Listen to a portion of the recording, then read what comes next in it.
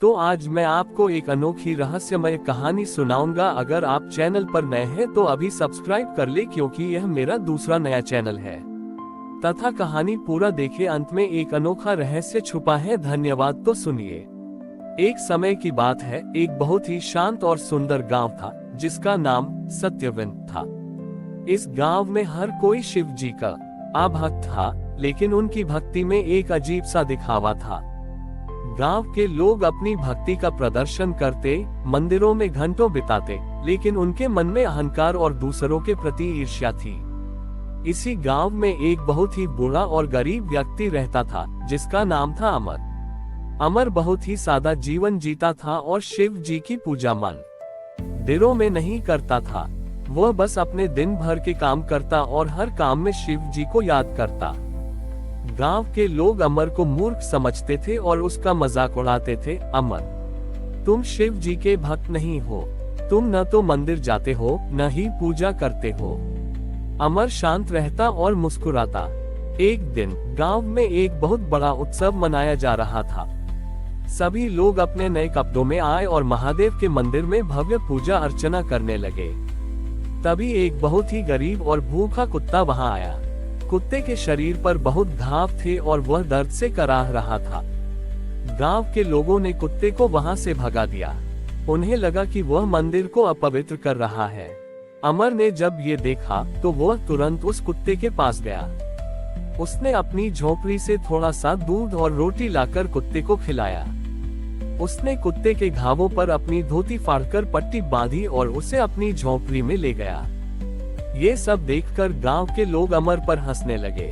उन्होंने कहा, अमर, तुम पागल हो गए हो, तुम एक कुत्ते के लिए महादेव की पूजा छोड़ आए। अमर ने कहा, महादेव की पूजा सिर्फ मंदिरों में नहीं होती, महादेव तो हर प्राणी में बसते हैं। अगले दिन गांव के लोगों ने देखा कि मंदिर में जो शिवलिंग था वह अचानक गायब हो गया। पूरे गांव में हड़कंप मच गया।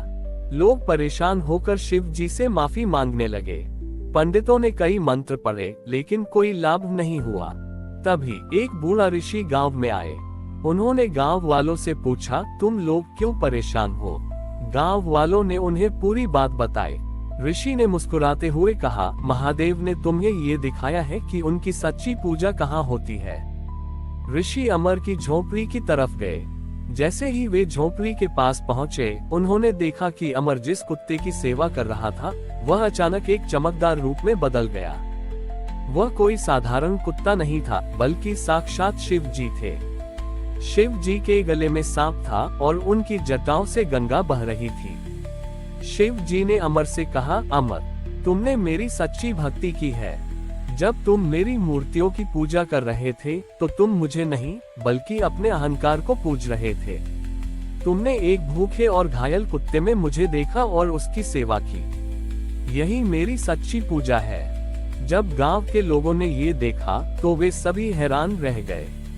उनकी आंखों से आंसू बहने लगे और उन्होंने अमर से माफी मांगी।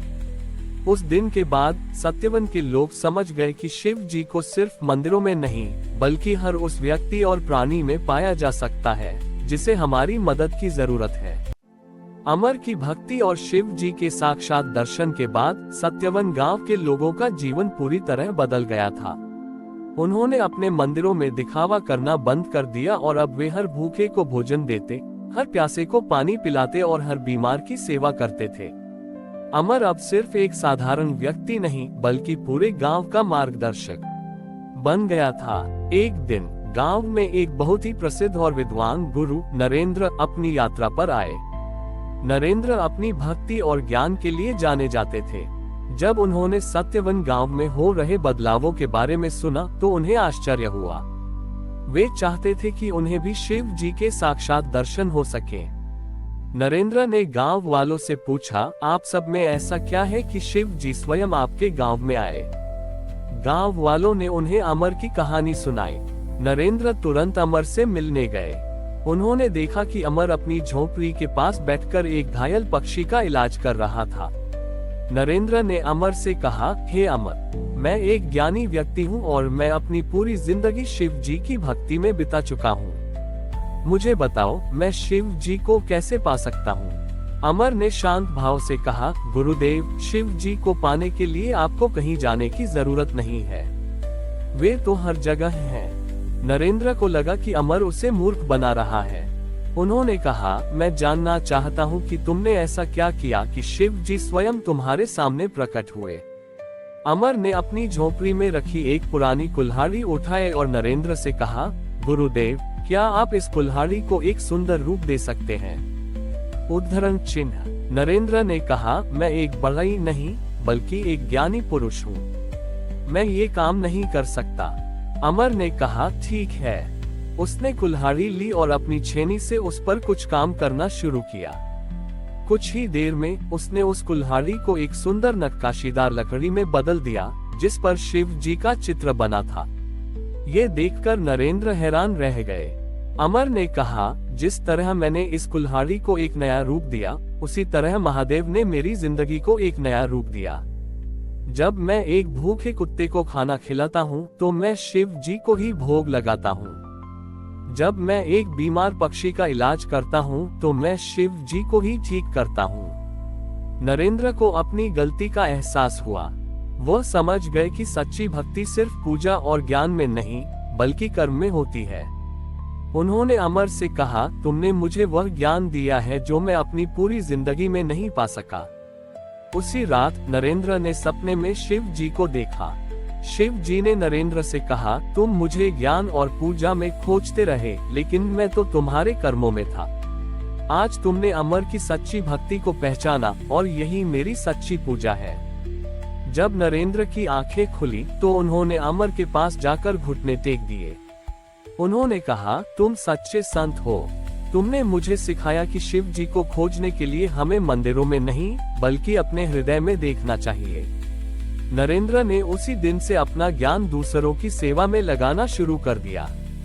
उन्होंने अमर के साथ मिलकर गांव को और भी बेहतर बनाने का संकल्प लिया।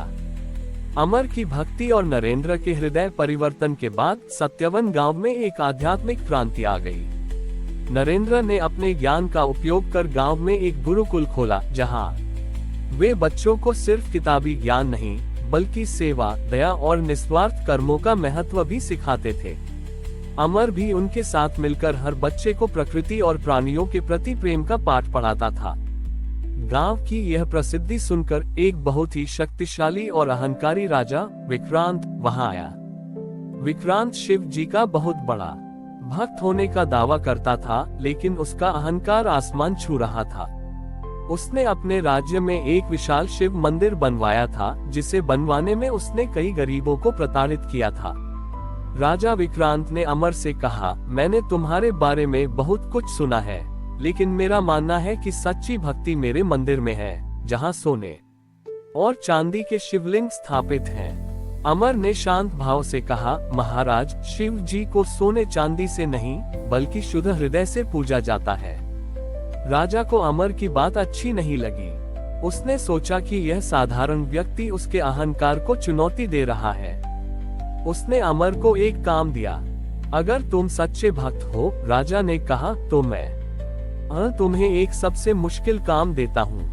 तुम्हें एक ऐसी तलवार बनानी होगी जो मेरी तलवार से भी ज्यादा शक्तिशाली हो, लेकिन वह तलवार किसी की जान नहीं ले सकती।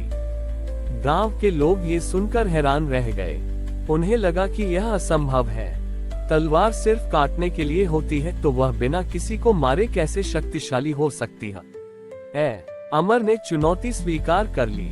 वह अपनी झोपड़ी में गया और अपनी पुरानी कुल्हाड़ी ली। वह दिन रात काम करता रहा, लेकिन वह कोई तलवार नहीं बना रहा था। वह बस अपनी कुल्हाड़ी पर कुछ चित्र बना रहा था। राजा विक्रांत यह सब देख रहा था और मन ही मन हंस रहा था। उसे लगा कि अमर मूर्ख है। कुछ दिनों बाद जब अमर का काम पूरा हुआ तो राजा उसे देखने आया। अमर ने अपनी कुल्हाड़ी को राजा के सामने रखा। राजा ने देखा कि कुल्हाड़ी पर कोई धार नहीं थी। उस पर सिर्फ सुंदर फूल, पक्षी और पेड़ पौधों के चित्र बने थे। राजा को बहुत गुस्सा आया। उसने कहा, यह क्या है? यह कोई तलवार नहीं है। तुमने मुझे धोखा दिया है। अमर ने कहा, महाराज, यह कोई धोखा नहीं, यह आपकी तलवार से भी ज्यादा शक्तिशाली है। तभी अमर ने अपनी कुल्हाड़ी उठाए और उसे पास के एक सूखे पेड़ पर जोर से मारा। जैसे ही कुल्हाड़ी ने सूखे पेड़ को छुआ, वह पेड़ टूट गया, लेकिन उसकी जगह एक नया हरा भरा पौधा उगा। उस पौधे पर फूल भी खिल रहे थे। राजा और उसके सैनिक ये देखकर हैरान रह गए।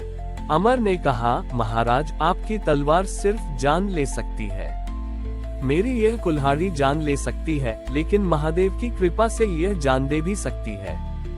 यही सच्ची शक्ति है। राजा विक्रांत को अपनी गलती का एहसास हुआ। उसने समझ लिया कि उसने अपनी दौलत और शक्ति का उपयोग सिर्फ विनाश के लिए किया था, जबकि अमर ने अपनी सादगी और प्रेम से जीवन को नया रूप दिया था। राजा ने अमर के सामने घुटने टेक दिए और कहा, आपने मेरी आंखें खोल दी।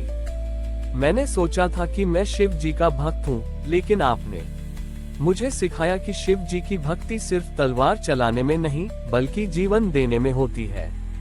राजा विक्रांत ने अपनी सारी दौलत गरीबों में बांट दी और वह एक विनम्र और दयालु शासक बन गया। उसने अमर के साथ मिलकर अपने राज्य में एक बड़ा उद्यान बनवाया, जहां कोई भी जीव मारा नहीं जाता था। इस कहानी से यह शिक्षा मिलती है कि सच्ची भक्ति और शक्ति विनाश में नहीं, बल्कि सृजन और जीवन देने में होती है। हमारी और भी आध्यात्मिक एवं अनोखी कहानियां देखने के लिए हमारे चैनल पर जाएं तथा धार्मिक एवं पौराणिक अनोखी कहानियां हमारे चैनल पर है। कृपया जाके देखें तथा हमारे चैनल को सब्सक्राइब करके रखें और वीडियो लाइक जरूर करें। धन्यवाद।